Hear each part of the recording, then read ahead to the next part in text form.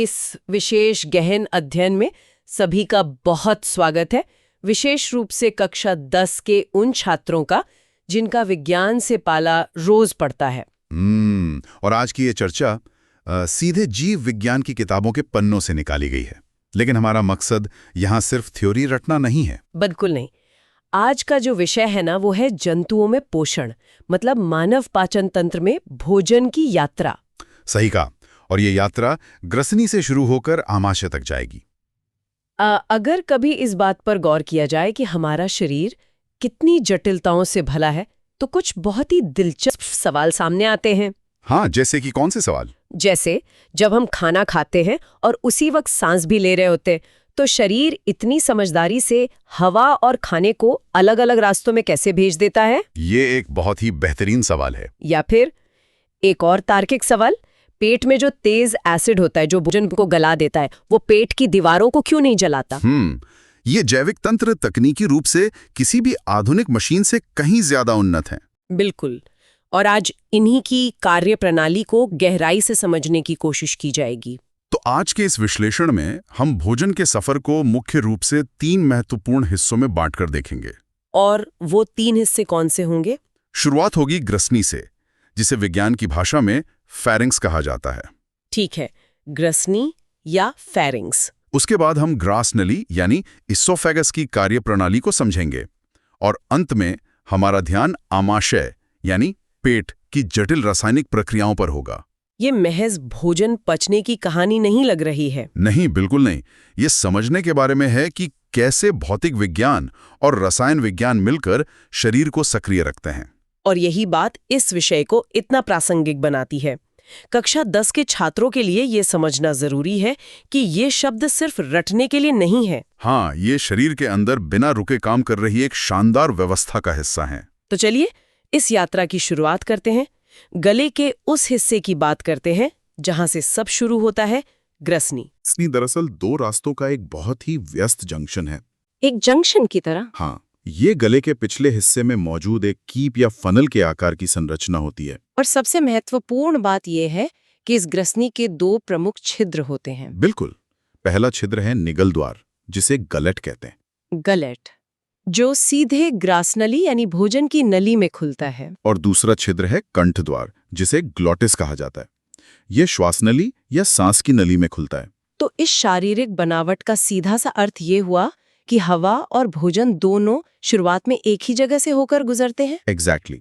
और यहीं पर शरीर के सामने सबसे बड़ी चुनौती आती है। चुनौती कैसी? एक ऐसा चौराहा जहां से हवा और खाना दोनों गुजर रहे हों, वहां ये सुनिश्चित करना बहुत जरूरी है कि कोई भी चीज गलत रास्ते पर न जाए। जाहिर है, खाने का कण या पानी की एक बूंद भी अगर श्वासनली में चली जाए तो खतरा हो सकता है।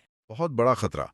लेकिन हमारा शरीर इस ट्रैफिक को बहुत ही सटीकता से कंट्रोल करता है। और इसे कंट्रोल करने के लिए ग्रसनी में एक विशेष संरचना होती है जिसे एपिग्लॉटिस कहते हैं। हाँ, एपिग्लॉटिस, या इसे घाटी का ढक्कन भी कहा जाता है। यह कोई साधारण ढक्कन नहीं है।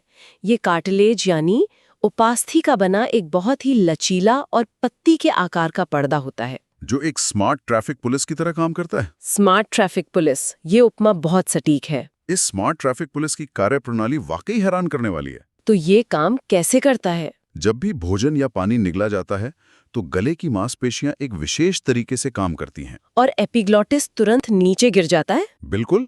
वो नीचे गिरकर श्वास नली के छिद्र यानी कंठद्वार को पूरी तरह ढक देता है।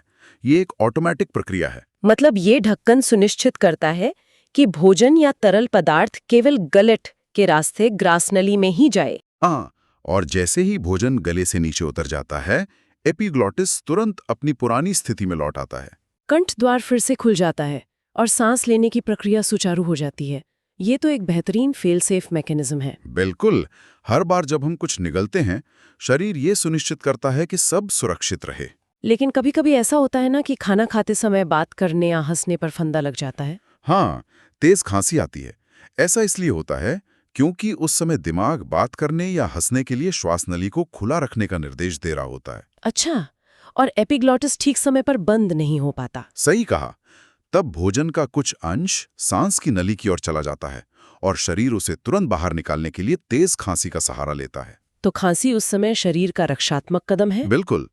अब देखिए, एपिग्लॉटिस के इस सटीक काम के बाद लार से सना हुआ भोजन निगल द्वार को पार कर चुका होता है और यहाँ से भोजन ग्रास नली में प्रवेश करता है, जिसे ईसोफेगस कहते हैं। ग्रास नली एक लंबी नलीनुमा संरचना है। इसका काम भोजन को गले से सुरक्षित रूप से आमाशय तक पहुंचाना है। लेकिन यहाँ एक बहुत बड़ी गलतफहमी देखने को मिलती है। कई लोगों को लगता है कि खाना बस ग्रेविटी के कारण पाइप से नीचे गिर जाता है। ये एक बहुत ही आम धारणा है, लेकिन विज्ञान बताता है कि ऐसा बिल्कुल नहीं है। अगर ऐसा होता तो अंतरिक्ष यात्री शून्य गुरुत्वाकर्षण में खाना कैसे खाते? बिल्कुल, या फिर हम लेटकर या उल्टा लटक कर पानी नहीं पी पाते। तो इसका मतलब है कि ग्रासनली कोई साधारण खोखला पाइप नहीं है। नहीं, इसकी दीवारें लचीली और मजबूत मांसपेशियों से बनी होती हैं और भोजन को नीचे धकेलने के लिए ये एक विशेष प्रक्रिया का इस्तेमाल करती हैं, जिसे क्रमाकुंचन कहा जाता है, अंग्रेजी में पेरिस्टालसिस। हाँ, पेरिस्टालसिस। इस प्रक्रिया को समझना बहुत दिलचस्प है। ये मांसपेशियों के सिकुड़ने और फैलने से जुड़ा है ना? हाँ, जब भोजन ग्रासनली में प्रवेश करता है तो भोजन के ठीक पीछे मौजूद मांसपेशियां सिकुड़ जाती हैं, जिससे भोजन पर दबाव पड़ता है और वो आगे धकेला जाता है। और साथ ही भोजन के ठीक आगे की मांसपेशियां ढीली होकर फैल जाती हैं ताकि भोजन आसानी से वहां आ सके। मांसपेशियों के इस तरह बारी बारी सिकुड़ने और फैलने से एक रिदमिक लहर पैदा होती है। इसे समझने के लिए टूथपेस्ट की एक ट्यूब का उदाहरण लिया जा सकता है। हाँ, जब पेस्ट बाहर निकालना होता है तो हम ट्यूब को पीछे से दबाते हैं और पेस्ट आगे बढ़ता है। ग्रास नली की मांसपेशियां बिल्कुल यही काम करती हैं, बस वे एक निरंतर लहर के रूप में ऐसा करती हैं। इसी क्रमाकुंचन की वजह से भोजन धीरे धीरे और नियंत्रित तरीके से नीचे पेट की ओर बढ़ता है, चाहे शरीर का पोस्चर कुछ भी हो। और यही लहर भोजन को अंततः आमाशय यानी स्टमक तक पहुंचा देती है। आमाशय, जो पाचन तंत्र का एक बहुत ही महत्वपूर्ण और जटिल अंग है। इसे केवल भोजन जमा करने वाला थैला समझना भूल होगी। ये एक अत्यधिक सक्रिय रासायनिक और यांत्रिक कारखाना है। अगर इसकी बनावट पर बात करें तो यहाँ चीजें और भी दिलचस्प हो जाती हैं। ये शरीर के बाईं ओर स्थित है और इसके काम करने के तरीके को समझने के लिए इसे मुख्य रूप से 3 भागों में बांटा जा सकता है। पहला और ऊपरी भाग कार्डियक कहलाता है। कार्डियक, ये वो हिस्सा है जहां ग्रास नली आमाशय से आकर जुड़ती है। यहाँ एक वॉल्व भी होता है ना? हाँ, जिसे कार्डियक स्पिंटर कहते हैं।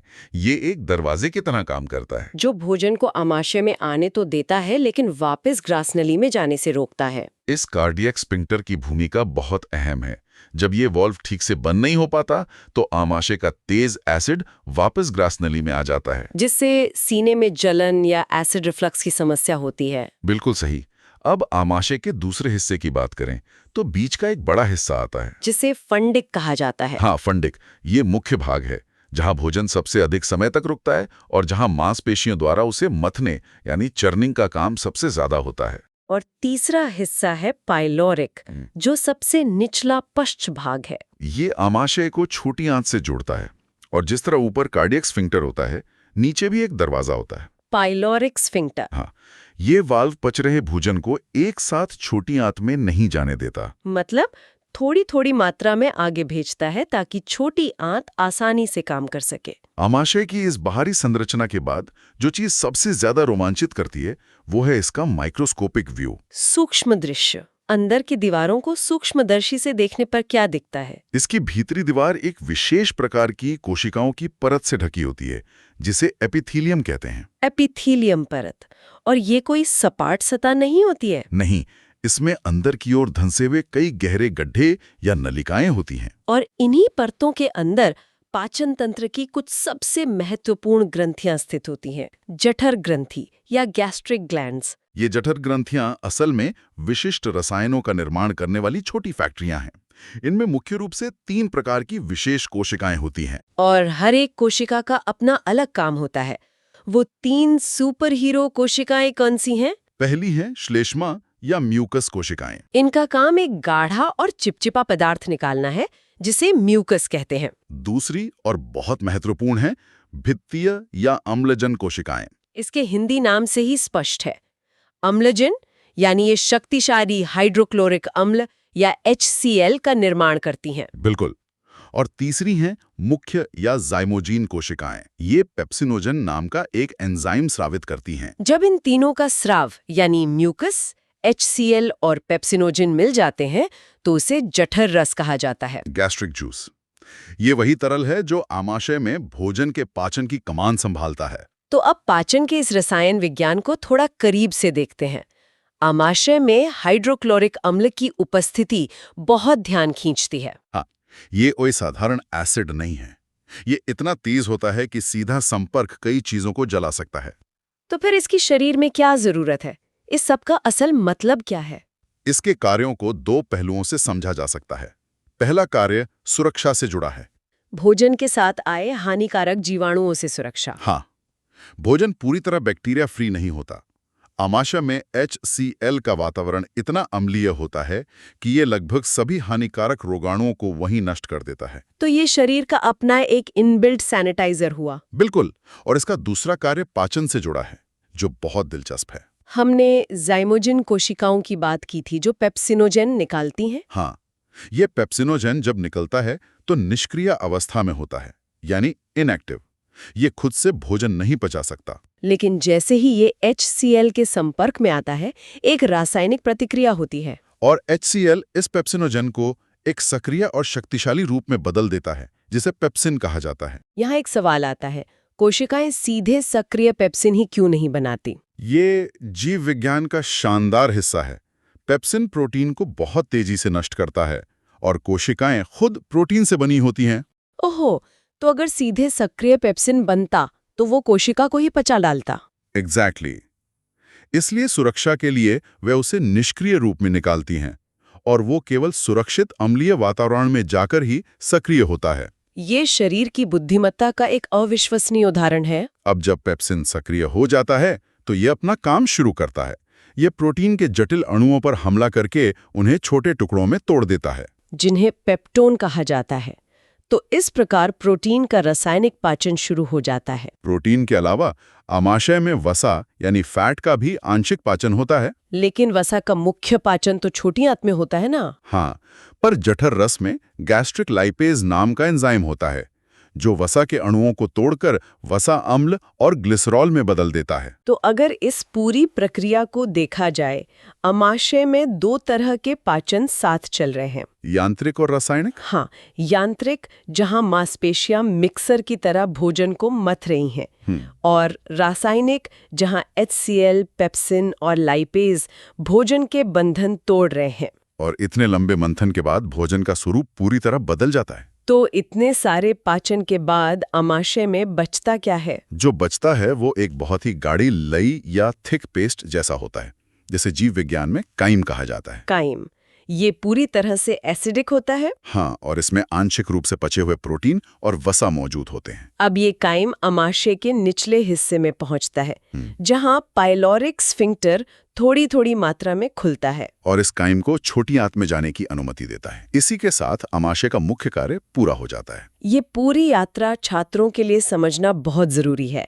अगर हम इस सफर का एक क्विक रिवीजन मैप तैयार करें तो हमने देखा कि ग्रसनी में एपिग्लॉटिस ट्रैफिक पुलिस की तरह काम करके भोजन को ग्रासनी में भेजता है। ग्रासनी में क्रमाकुंचन की लहरें भोजन को नीचे धकेलती हैं। फिर आमाशय में प्रवेश, जहां जठर ग्रंथि की 3 कोशिकाएं मिलकर जठर रस बनाती हैं। HCl बैक्टीरिया को मारता है और पेप्सिन प्रोटीन को पेप्टोन में तोड़ता है और अंत में काइम बनता है।